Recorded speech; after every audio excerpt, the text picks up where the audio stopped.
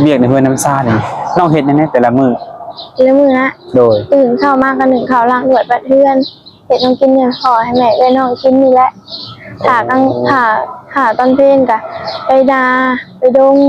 หาตุกนั้นตุกนี่ตุกปูตุกปลาอืม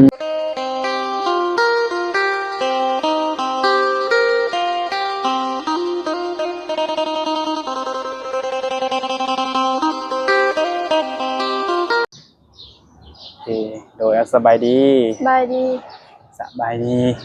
คือว่ามามื้อนี้ก็มาเจอกันเป็นครั้งแรกเนาะโดยมีชื่อว่าจังไดสื่อลินชื่อลิ้นบ่โดยอายุจักปีแล้วอายุ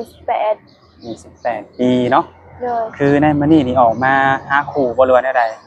ฮะออกมาเปิดใจบ่มื้อนี้โดยอืในการเปิดใจนี่อยากได้แฟนหรืออยากได้สามีนี่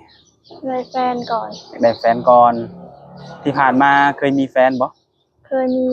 แต่ว่าเลิกลาไปแล้วโอ้เลิกกันดนแล้วบ่กับแฟนเก่าประมาณ4 เดือนประมาณ4เดือน4-5 เดือนนี่แหละแฟนเก่านะรุ่นราวคราวเดียวกันบ่โดยโอ้โดยก็คือในมื้อนี้คือหลังจากเลิกลากันไปแล้วก็ออกมาเปิดใจหาคู่เนาะโดยคือน้องเนี่ยอายุ18ปีแม่นบ่ถ้าว่ามาเปิดใจแล้วอยากได้แฟนนี่สิเอาอายุหลายปานใดอายุบ่จำกัดหาหักอะไรแบบคุยกันนะคุยกันเข้าใจแม่นบ่อายุมันก็เป็นเพียงตัวเลขว่าง่ายๆกันเนาะโอ้บ่จำกัดอายุว่าว่าถ้าในการบ่จำกัดอายุเนาะสิเว้าแบบคร่าวๆแบบว่าเอาง่ายคือส่วนหลายสิมีแต่หนุ่มๆที่มีอายุหลายหันนะสิตั้งประมาณแบบว่าอายุ60ปีนี่เอาน้องล้มได้บ่ได้ล้มได้เนาะบางคนอายุ60ปีนี่ก็แน่นอนเนาะ100%กับเพิ่นต้องเคยผ่านการแต่งงานมาแล้วเนี่ยน้องก็สิล้มได้บ่ได้แต่น้องนี่เคยสร้างครอบครัวบ่จ๊ะได้เพราะว่าน้องเคยล้มแล้วน้องเคยล้มมาก่อนน้องนี่เคยสร้างครอบครัวแล้วบ่เคยจักเทื่อเนาะไม่ได้เคยล้มแล้วก็แบบนัดเจอมาหาหั่นนะน้องเคยล้มผู้บ่าวทางไกลบ่แบบเคยเนาะโดยรอบนี้ถ้าว่ามีคนเข้ามาจีบนี่คนไทยคนลาวก็ได้บ่โดยได้และแบบคนอยู่ต่างประเทศได้บ่โดยได้อายุ18ปียังเรียนบ่ออกแล้วเนาะก็คือแล้วปัจจุบันนี้ได้เฮ็ดงานหยังบ่เฮ็ดเฮาก็ออกวัน2-3 มื้อเคยเฮ็ดงานออกแล้วแม่นบ่เป็นจังได๋คือว่าออกจากงานบัดนี้ออกมาเฮ็ดเวียกอยู่เรือนโอ้ใกล้สิฮอดยามยามนาแล้วมันยากหลายอย่างเวียกในเรือนจ้ะมาช่วยพ่อช่วยแม่ช่วยเอื้อยช่วยน้องโดยก็เลยออกมาก่อนแม่นบ่โดยและอยู่ในเรือนนี่ซะแต่ละปีก็เฮ็ดแต่ให้แต่นาบ่แม่เฮ็ดให้นาแล้วก็ออกโรงเรียนมาแล้วก็เฮ็ดนาแล้วเฮ็ดนาแล้วก็ไปเฮ็ดเวียกอยู่ในเรือนกันทั้งหมดมีกันจักคนจ้ะ10ปลายคน16 คนโอ้เป็นครอบครัวใหญ่แล้วปัจจุบันนี่อยู่กันจักคนประมาณ10 คน11 คนเพราะว่าเอื้อยไอ้น้องก็ไปไทยเบิดโอ้ว่าแต่น้องนี่เป็นลูกสาวคนใดของพ่อแม่นี่คนที่2มีเอื้อยหรืออ้ายมีเอื้อยเป็นสร้างครอบครัวแล้วยังอยู่ไทยโดเคยไปงานอยู่ไทยแต่น้องนี่เคยไปไทยบ่เคยเฮ็ดแต่งานอยู่นำลาวนี้แม่คือน้องก็เป็นผู้จบผู้งามเนาะว่าไงครับถ้าหากว่าอยากได้ผู้บ่าวหรืออยากได้แฟนนี่นะต้องเลือกหน้าตาเพิ่นอยู่บ่บ่เลือกคนบ่หลอกอ่ะได้บ่ก็ได้หาคะแนนแบบอยู่แล้วมีความสุขแบบเอาใจหั่นนะเป็นผู้ใหญ่อุ่นยังน่ะบางคนเอาใจมีนิสัยเป็นผู้ใหญ่โดยหน้าตาก็บ่ได้จำกัดเนาะวันนี้เรื่องอันนี้ได้แบบความสูงความต่ำของหนุ่มๆตัวนี้นะได้เบิดบ่จำกัดอีกอันนี้นะถ้าว่าโดยรวมนี่สเปคนี่บ่มีเลยแม่นบ่มีบ่แบบว่าแบบมาคิดแบบว่ามักผู้ชายแบบนั้นคนแบบนั้นน่ะตามนั้นนิสัยแบบนั้นน่ะนะ บ่มีแม่นบ่เพียงแต่ว่าอ่าได้ลมกันเนาะ โดย ได้โอ้ได้ลมกันได้ถามไทยกันแหละจังสิฮู้ว่ามักเนาะอืมโดยคือตัวนี้น้องอายุสูงเท่าไหร่ครับตัวนี้นะ 150ปลาย 150ปลายน้ำหนักหลายปานใด ประมาณ42 43อืมเฉพาะอย่างคุณเป็นดีทุกคนเนาะเป็นคนรักษาหุ่นบ่หรือว่าใด บ่ธรรมชาติ ๆธรรมชาติเลยอืมโดยคือการเปิดใจหาแฟนแบบว่าถ้าเกิดว่ามีหนุ่มไทยเข้ามาจีบเนาะเข้ามาจีบแล้วเพิ่นอยากมาหาน้องอยู่เพื่อนนี่ได้บ่ ได้ นัดเจอกันข้างนอกก็ได้บ่ ได้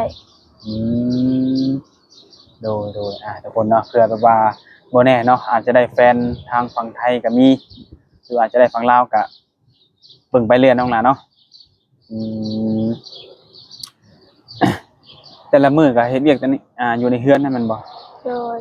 เคยไปลินไปเที่ยวบ่ ก็เคยไป แบบกินดื่มเมาสุรานี่น้องก็กินบ่ กินแต่ว่าบ่ได้กินเลยๆแบบกินเป็นบุญเป็นงานแบบงานบุญหรือว่าแบบงานบุญงานวันเกิดหมู่ชวนไปก็ไปแบบบุญบ้านบุญบังไฟบุญแบบนั่นอันนี้นะแบบบ่ได้กินแบบคุมื้อ กินแบบเป็นงานเนาะ โดย บ่แม่นว่าคำมาตั้งวงตั้งมื้อตั้งวงบ่แม่นเนาะ ใช่ โดยแต่ถ้าแล้วกรณีแบบว่าหนุ่มโสดเพิ่นก็กินเหล้าคือกันกินเบียร์กันนี่ก็ได้แม่นบ่ ได้ คนสูบยาเด้ ได้ สูบยาก็ได้ โดย เอาง่ายๆคือน้องนี่ในส่วนของผู้ชายนี่บ่มีข้อจำกัดหยังเลยเนาะ โดย แปลว่ารับได้เบิดเพียงแต่ว่าเข้ามาร่วมกันว่าง่ายกันเนาะ โดย สิฮู้เองว่าเพิ่นสิเป็นคนแนวใดนิสัยแบบใดจิตใจแบบใดเนาะสิเข้ากันได้บ่ก็มาลุ้นกันน้องหล่ะเนาะอืมอยากถามบางทีหนุ่มๆพลสงสัยเนาะอันที่น้องแป้วนี่เฮ็ดจังไดก็ แปะสิว แปะสิวเป็นสิวนอนดึกบ่เลยสิวหยัง สิวธรรมดาเนี่ย สิวธรรมชาติอืมคือน้องก็บ่ได้เฮ็ดงานหยังก็คือสิมีช่วงแบบว่าเวลาลมบ่าวนี่คือสิมีอยู่เนาะ มีแบบแล้วเวียกเพื่อนหรือว่าเฮ็ดกินนั่นอันนี้แล้วก็มาเสร็จก็ได้ถ้าน้องไปเวียกอ่ะมีเวลาเสร็จอยู่แต่เสร็จบ่หลายเสร็จได้บ่หลายเลิกงานมีเสร็จได้ โดเฮ็ดเวียกในเฮือนน้ำซ่านี่น้องเฮ็ดแนวแต่ละมื้อ แล้วมื้อนะ โดย ตื่นเช้ามาก็นึ่งข้าวล้างถ้วยปัดเพื่อนเฮ็ดน้องกินให้พ่อให้แม่ให้น้องกินนี่แหละถ้าตอนเพลนก็ไปนาไปดงหากินนั่นกินนี่ไปปูไปปลา หากินแบบสไตล์แบบธรรมชาติบ้านๆเลยเนาะ เลย โอ้เบิ่งน้องคนบ่คือเนาะบ่คือแบบว่าสิไปนาไปดงคือน้องว่านี่คนบ่คือแต่ว่าไปทุกมื้อบ่ โดยไป โอ้ ไก่สอนยามไหนยามหน้าน้องก็ออกไปเวียกหา โดย แล้วหายแล้วหน้าก็ไปเฮ็ดเวียก อืม พอได้เงิน โดยตอนนี้ฐานะครอบครัวของน้องนี่อยู่ในระดับใดตอน ก็แบบพออยู่พอกิน ก็อยู่พอกินเนาะเฮ็ดไร่เฮ็ดนาแต่ละปีนี่เขาคุ้มกินบ่ โดย อืมคือว่าเขานี่คุ้มกินเนาะโดยเปิดใจหาแฟนในมื้อนี้นี่อยากถามว่าทางพ่อและแม่นี่เพิ่นก็ฮู้นํอยู่บ่ ฮู้ เพิ่นก็อนุญาตให้เนาะหรือว่าเพิ่นยังได้ลูกเขยบ่ บ่ ให้ชาไทยนาแต่ละปี บางทีก็หมู่มาไทยหน้าซอยหมู่ผู้ชายหมู่ผู้หญิงมาเฮ็ดหน้าซอยแล้วก็เฮ็ดนั่นเฮ็ดนี่เขากิน แบบว่าระหวานกันเนาะแบบว่ามาแล้วหน้าตรงนี้ก็หมู่มาซอยเฮาก็ไปซอยหมู่นั่นนี่เนาะ แม่ซอยเฮาไปซอยหมู่แล้วก็มาซอยเฮา โดยโอ้ แล้วมันสิแล้วไว แม่นความน้องเนาะเกินว่าเฟื้อกันเนาะแบ่งปันกันยามให้ยามหน้าก็หมู่มาซอยเฮาไปซอยหมู่มันก็สิแล้วไว้คือน้องว่าแหละเนาะมันก็บ่เมื่อยอีกหลายคนเฮ็ดเนาะ ถ้าเวลาเฮาแล้วหน้าเฮาก็ไปดำนารับจ้าง โอ้ดำนารับจ้างอีกก็ในการดำนารับจ้างให้น้องไปทุกปีบ่ ฮะ ไปดำนารับจ้างนี่เพิ่นไปทุกปีบ่ แม่ถ้าแล้วหน้าเฮาก็ไปดำรับจ้างเอาเงินมาใช้แล้วก็แบ่งให้น้องไปโรงโรงเรียนบางทีก็ มีน้องจักคน น้องหาคน โอ้น้องหาคน คือน้องหาคนในเขาโรงเรียนเบิดบ่ เขา3คน เขา3คนส่วนที่เหลือจะยังน้อยบ่รู้ว่าได้ใด แบบเฮาก็ครอบครัวเฮาก็อยาก อันนั้น โอ้ ไม่หนึ่ง แม่ แบบ คือ บ่มีเงินบ่มีทุนเรียนหั้นนะ อืม ค่ะ ก็เลยออกมันบ่ เขาพอได้หนังสือแล้วก็ออก คือตัวน้องนี่จบใช้ จบม จบม .4 แล้วน้องอีกผู้ออกกันได้ซะจบใช้ .4 มป จบป .5 .5 ป .5 กับป .2 บ่ป .3 นี่แหละ เรียนแบบว่าอ่านได้เขียนออกแล้วก็ออกเนาะแต่ก่อนที่ว่าการเรียนมันก็ต้องใช้เงินอยู่แล้วเนาะคือน้องเป็นคนหาเงินส่งเรียนบ่ส่งน้องเรียนบ่ แม่ก็ส่งบางทีก็ถ้าเฮาปลูกผักหลายเฮาบ่พออันนั้นเฮาเหลือกินหั้นนะเฮาก็เก็บไปขาย อืมโดนะคนเนาะก็ถือว่าเป็นสาวโสดที่ว่าสู่ชีวิตในการดำรงชีวิตเนาะหาเงินโดยตนเองเนาะน้องล่ะหาตัวเองแน่แล้วก็ให้น้องแน่เนาะ โดย พ่อแม่ก็ให้บ่ บางทีให้เราก็บ่เอาเพราะว่าขอแต่เฮาบ่ขอเราหั้นนะ อืมโดแม่นต้องคือแม่นี่ก็เอาไงคือภูมิใจเนาะที่ว่าลูกนี่บ่ขอเพิ่นแล้วก็กุ้มตนเองแล้วก็อันยังเผื่อน้องเผื่อหนุ่งนํเนาะอืมโดก็ถือว่าน้องนี่ก็ถือว่าเก่งหลายคนเนาะเป็นผู้หญิงก็ถือว่าสู้ซนต่อเวียกต่องานหาเงินหาค่ำนี่มีแนวอยากได้บ่ อยากได้อยากได้ห้องตัวเองเพราะว่าเฮาก็ใหญ่แล้วหั้นนะ ห้องนอน เลยบ่อยากนอนห้องเอื้อยน้องมัน โอ้ หลายแบบเขาก็ยิ่งน้อยเขาเฮ็ดถูกอิหยังหั้นนะเฮาก็ใหญ่แล้วเฮาก็อยากได้ห้องตัวเองหั้นนะ แสดงว่าทุกมื้อนี่เป็นนอนรวมห้องใหญ่เลยแม่นบ่ถ้าว่ามีเงินอยากขันห้องแบบนี้บ่ขันได้บ่เรือนใด ขันก็ได้ก็ออกหั้นนะ อืมโดโอ้แม่นความเนาะคือนอนนั่นก็ใหญ่เป็นสาวแล้วต้องแยกบัดนอนไว้ง่ายกันเนาะแต่ว่าตอนนี้มันเป็นเฮือนแบบ เป็นห้องเดียวแบบโล่งเลยแม่นบ่อืมโดก็ถือว่าน้องเพิ่นก็สู้ซนมีจุดประสงค์ก็ได้อยากได้หาเงินแต่คือว่าแหละหาเงินในบ้านเฮาเนาะข้าวของมันก็แพงทุกมื้อนี้ก็ได้โอ้คิดไว้บ่หลังจากเฮ็ดงานแล้วสิไปเฮ็ดงานอยู่ไสบัดนี้ เฮาอันนั้นจะแบบลุงก็อยากให้ไปอยู่นำอยู่ไทยหั้นนะแต่ว่าเราให้เฮ็ดบัตรก่อน ยังบ่มีบัตรบ่ แม่นหาเงินเฮ็ดบัตรเองหั้นนะ อืม แต่ว่าไปอยู่นำลาว โดยก็ถือว่าน้องนี่ก็เป็นคนที่ว่าสูงชนชีวิตแห่งแต่ในการมาเปิดใจถ้าว่าหนุ่มๆเพิ่นอยากได้ข้อมูลติดต่อกับน้องนี่มีหยังแหน่ให้เพิ่นแหน่ มีไลน์ก็ได้ มีแต่ LINE บ่ โดย พวกเฟซหรือว่า WhatsApp นี่น้องบ่ได้เล่นบ่ สิ่งแต่ไลน์กับเฟซ LINE กับเฟซคือ2อย่างนี้สามารถแจกให้หนุ่มๆได้บ่ ได้ โอ้โดยทุกคนเนาะสำหรับผู้ใดหรือว่าหนุ่มโสดเนาะสิเป็นหนุ่มไทยหนุ่มลาวหรือว่าทางไกลหรือไกลหรือว่าอยากหาคู่เนาะหรือว่าอยากได้เป็นแฟนแบบว่าสูงชนต่อเวียกต่องานแต่งอยู่แต่งกินเป็นเบิดเนาะ โดยได้ ไปอยู่ให้กินเป็นเบิดทุกคนเลยคือว่าเก่งหลายคือน้องเพิ่นเนี่ยถ้าหากว่าเพิ่นสนอกสนใจเพิ่นอยากมาหาเนี่ยก็คือให้มาเนาะ โดย หรือว่านัดกินข้าวข้างนอกก็ได้แม่นบ่ ได้ โอ้โดย คือในการเปิดใจมาในมื้อนี้มีผู้แนะนำบ่หรือว่าน้องอยากเปิดเอง น้องเปิดเอง อยากเปิดเอง อยู่เป็นโสดมา4เดือนบ่น้องว่า4เดือน5เดือนเนาะ แม่น เหงาบ่เป็นมันมีความแตกต่างกันระหว่างมีแฟนกับโสดเนี่ย อีกอย่างเลิกลาไปน้องก็บ่อยากมีเพราะว่าตั้งใจหาเงินน่ะนะ อืมโดยทุกคนเนาะด้วยความที่ว่าเฮาก็ว่าง่ายคือคันบ่หามันก็บ่ได้เนาะน้องนาเนาะ โดย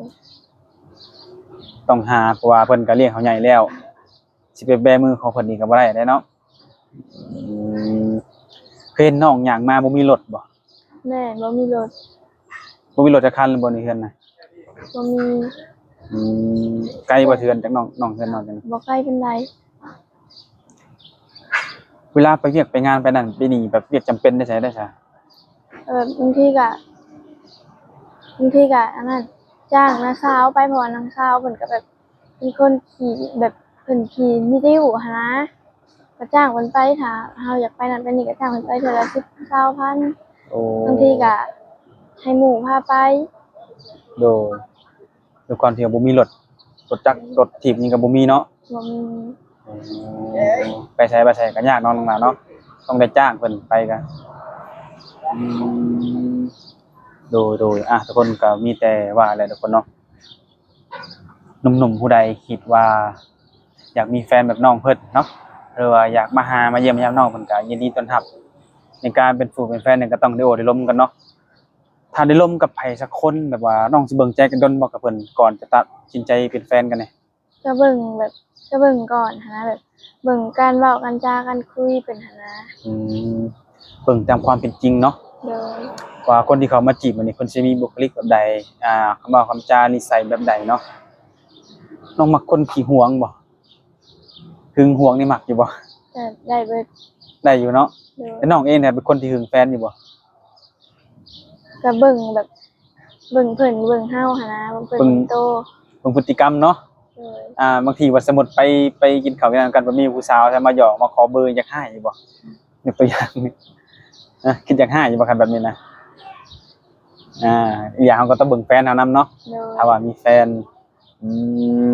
ทุกคนเนาะจังใดทุกคนก็มีแต่ว่าสิมีแหละทุกคนเนาะคือมื้อนี้ก็มาเปิดให้น้องเป็นมื้อแรกเคยเปิดอยู่บ่ที่ผ่านมา เคย ที่ผ่านมาเคยเปิดใจอยู่ดนแล้วบ่ โดนแล้วอะปีปลาย หึ ปีปลายเคยเปิดกับสาวอะนะ เป็นปีแล้วบ่ แม่น โอ้แต่ว่าในช่วงเปิดในปีนั้นน่ะมีคนล้มอยู่เนาะ นี่ ก็เลยมาปีนี้มาเปิดใหม่แม่นบ่ โดย โอ้โดยคือทางบริษัทนี้บ่เคยเห็นน้องเพิ่นทุกคนเนาะเคยเปิดก็คือเคยเปิดมาแล้วเนาะเทื่อหนึงเนาะมาลุ้นกันปีนี้สิได้แฟนทางไหนทุกคนเนาะหรือว่าสิได้สามีเลยบ่หรือว่าใดๆเนาะลุ้นนำกันมื้อนี้ก็ทางบริษัทเองก็เซาซินี่ก่อนทุกคนเนาะไว้พบพ้อกันในคลิปหน้าจังหวะกันใหม่น้องหลานเนาะ โดย โดยสบายดี สบายดี